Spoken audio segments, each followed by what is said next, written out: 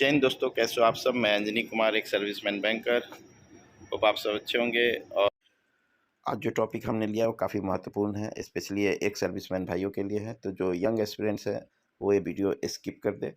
सो यहाँ आप देख रहे हो, मैं डिस्कस करूँगा बेस्ट जॉब फॉर एक serviceman brothers after retirement. Retire होने के बाद बेस्ट जॉब क्या है। गवर्नमेंट जॉब्स की बात करूँगा मैं। I will not talk about private jobs as per my experience. और मेरे जो साथी लोग हैं, रेलवेज में हैं, फिर आईबीपीएस बैंक्स में है, एसबीआई में है, एसएससी सीजीएल के थ्रू ज्वाइन किए हैं। नबार्ड में फ़िलहाल कोई नहीं है, but I have some information about it. And RBI में है एंड एलआईसी में है। ठीक है, तो मैं इन सारे जॉब्स के बारे में बात करूंगा, क्योंकि टॉप 5, टॉप 6, टॉप 7 जॉब्स अगर मैं एक सर्विसमैन भाइयों के लिए देख रहा हूँ तो इन्हीं ऑर्गेनाइजेशंस में मुझे दिख रहा है। ठीक है, सो लेट्स डिस्कस। ये इंडियन रेलवेज़ को मैं 7th पोजीशन पे रखूँगा। ठीक है, टॉप 7 जॉब्स में इंडियन रेलवे में अगर आपको पे प्रोटेक्शन बेनिफिट नहीं है एंड वर्क लाइफ बैलेंस थोड़ा सा सही नहीं है, और रिस्पेक्ट वाइज भी इंडियन रेलवे में जो पहले रिस्पेक्ट हुआ करता था वो रिस्पेक्ट कंपेयर टू जो एसएससी जॉब्स में है वो देखने को नहीं मिल रहा है। तो मैं 3-4 क्राइटेरिया जो है वो एक सर्विसमैन भाई के लिए इम्पोर्टेंट है। आपको रिस्पेक्ट किस जॉब में है, आपको सैलरी किस जॉब में है, और वर्क लाइफ बैलेंस किस जॉब में है। तो इन्हीं क्राइटेरिया पे मैं बात करूँगा। तो इंडियन रेलवे मेरे हिसाब से 7th पोजीशन पे है। आजकल काफ़ी क्वेरी आ रही कि सर मैं बैंक ज्वाइन करूँ या रेलवे ज्वाइन करूँ। तो नेक्स्ट मैं 6th पोजीशन पे लूँगा। मैं ब्रीफ में आपको बता रहा हूँ, वीडियो लंबा नहीं करना है इस वजह से, सो दैट आप डिसीजन ले सके कौन सा एग्ज़ाम आपको अपेयर करना है, कौन सा अपेयर नहीं करना है। क्योंकि काफ़ी एस्पिरेंट्स सारे एग्ज़ाम अपेयर करके फिर वो ज्वाइन कहीं एक ही होते हैं, एक ही जगह होते हैं, तो बाकी जो वैकेंसीज़ है वो एक सर्विसमैन भाइयों की वेस्ट हो जा रही है। तो इंडियन रेलवे को मैंने 7th पे रखा। 6th पे मैं आईबीपीएस बैंक्स, आरआरबी बैंक्स को रखूँगा। ठीक है, यहाँ पे क्या है कि पे प्रोटेक्शन बेनिफिट होने से आपको सैलरी अच्छी है इंडियन रेलवे से। ठीक है, बट वर्कलोड काफ़ी ज़्यादा है बैंकों में कंपेयर टू जो बाकी ऑर्गेनाइजेशंस हैं। एंड यहाँ पे आपको रिस्पेक्ट वाइज थोड़ी रिस्पेक्ट है, बट उतनी ज़्यादा नहीं मिलेगी सोसाइटी में रिस्पेक्ट जो हम एक्सपेक्ट करते हैं। देन एसबीआई और आईबीपीएस बैंक्स को मैं एट पार ही रखूँगा, बहुत ज़्यादा अंतर नहीं है। एसबीआई में थोड़ा सा सैलरी का अलग एडवांटेज और ब्रांड नेम है, इस वजह से मैंने उसको आईबीपीएस के ऊपर 5th पोजीशन पे रखा है। ठीक है, सो और कोई बेसिक रीज़न नहीं है, because of brand name and थोड़ी सी आपकी आप एसबीआई में काम करते तो कंपेयर टू आईबीपीएस बैंक आपको थोड़ा सा रिस्पेक्ट ज़्यादा है, सैलरी थोड़ा ज़्यादा है, बट उसी हिसाब से आपको वर्कलोड भी ज़्यादा है। तो बहुत ज़्यादा डिफरेंस आईबीपीएस एंड एसबीआई में मैं नहीं देखता। ठीक है, और पे प्रोटेक्शन बेनिफिट आप एज ए गार्ड बैंक में एज ए गार्ड ज्वाइन करो, एज ए असिस्टेंट ज्वाइन करो, दोनों में मिलेगा। सो इनिशियली जब मैं अपने गांव गया और मैंने बताया मेरा एसबीआई में हो गया, तो गांव वाले बोले हाँ आप लोग को तो लाइसेंस मिलता है, तो दे थॉट कि मैं एज ए गार्ड ज्वाइन किया हूँ। ठीक है, तो दिस इज़ ए फैक्ट, आप हंसना मत। ठीक है, देन एसएससी सीजीएल के थ्रू आप अगर एसएससी के काफ़ी एग्जाम्स आते हैं, मैं यहाँ केवल सीजीएल का डिस्कस कर रहा हूँ।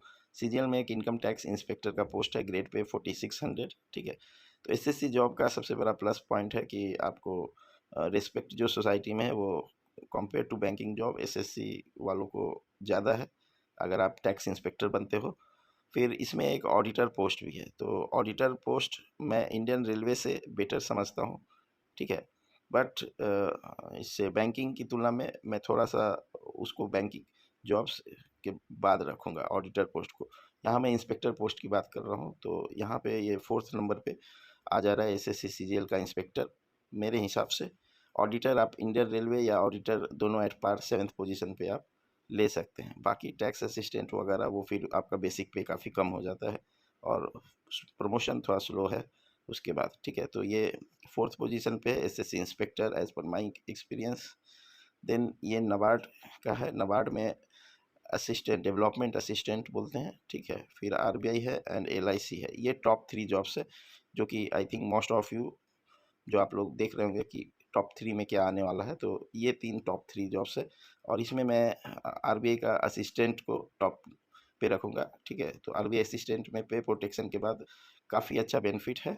ठीक है, एंड आपको मोर देन 1 लाख मैं एक्सपेक्ट कर रहा हूँ कि एज ए सार्जेंट भी अगर आप रिटायर होते हो एयरफोर्स से, या एज ए पेटी ऑफिसर, या एज ए हवलदार, तो आपको ज्वाइन होते ही मिलेगी।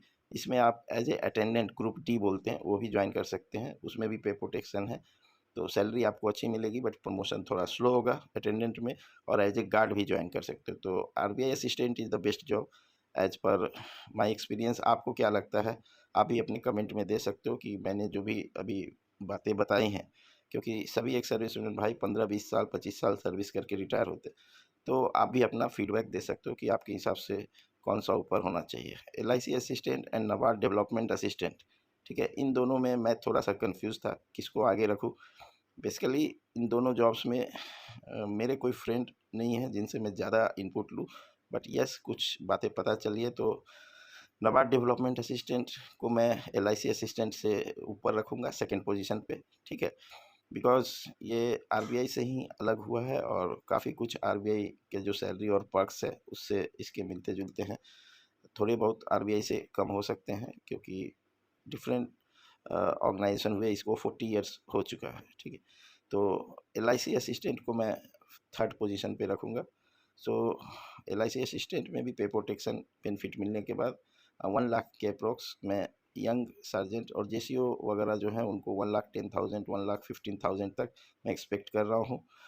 नबार्ड में भी कुछ सैलरी उसी आसपास होगी, बट वर्क कल्चर नबार्ड का कंपेयर टू एलआईसी बेटर होगा, जो मुझे फील हो रहा है। बैक ऑफिस जॉब है, एंड आरबीआई असिस्टेंट का तो अलग ही बात है, क्या कहना।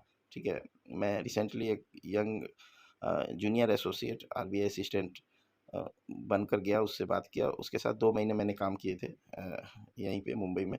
तो वो बोला सर, मीन्स स्टाफ इतने हैं कि क्या बताऊँ एसबीआई में जो 2 लोग काम कर रहे हैं वो आरबीआई में मीन्स एक 4-5 लोग हैं उस जगह पे। ठीक है, तो मैन पावर का कोई इशू नहीं है, वर्कलोड उसे फील नहीं हो रहा है। सो काफ़ी रिलैक्स जॉब है RBI assistant. And NABARD assistant भी मुझे बेटर लगता है, एलआईसी असिस्टेंट थर्ड नंबर पे लगता है। ये वीडियो और लंबा ना हो इसलिए यहाँ कंक्लूड करता हूँ। आपका इम्पोर्टेंट फीडबैक हम I will wait for your suggestion and feedback from my ex-servicemen brothers. Hope this will help to take proper decision, and you will not appear for multiple exams and waste vacancies in future. What I feel. Thank you for giving your precious time. God bless you all.